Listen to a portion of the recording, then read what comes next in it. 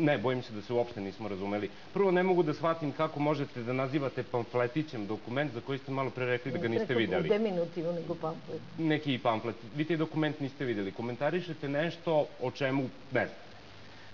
Pozivate se na to koga mi predstavljamo. Pa trebali bi posle toliko godina bavljenja politikom da znate kako funkcioniše parlamentarni život. To što Skupština autonomne pokrajine Vojvodine donosi osnove na osnovu koji će članovi pregovaračkog tima koji su delegirani ispred autonomne pokrajine Vojvodine pregovarati, upravo daje određenu snagu, jer izabrani predstavnici naroda će dati šta su to donje i gornje granice u nekom pregovaračkom postupku, što je 10 puta bolja varijanta od nađu se dva čoveka. Jer nađu se dva čoveka ovu zemlju 20 godina dovodi u problem. Ja pretpostavljam da, pošto ste vi sad iskazali svoju volju da zaštitite interese Vojvodine, da će vaša stranka pristupiti ovom poslu mnogo efikasnije od Demokratske stranke, koja je činjenica mogla taj posao da uradi u poslednje 4 godine.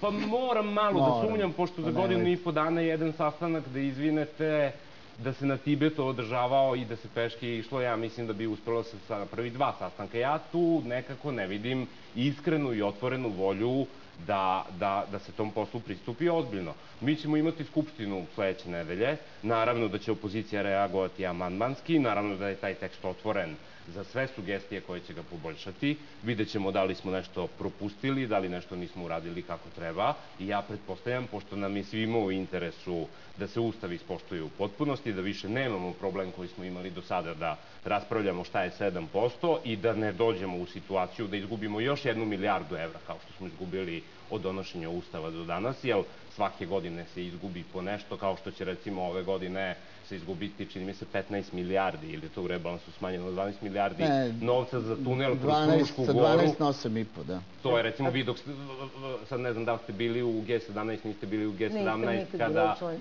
kada je izabrani njihove liste, izvinjavam se, da li ste prešli u Srpsku naprednu stranku ili ne, ali uglavnom to je bio izum gospodina Dinkića, kako da se naduva budžet autonomne pokrajine Vojvodine do 7%, te pare neće stići. Znači, ove godine smo kraći za 15 milijardi. Prošle smo bili kraći i tako dalje. Je Liga socijaldemokrata Vojvodine glasala za taj izum? U Republičkoj skupštini, ako se ne varam. Mi smo na toj skupštini jasno i glasno rekli da ti 15 milijardi nikad neće stići, ali mi kao stranka... Ali ste digli ruku za taj izum? Objasnit ću i zašto.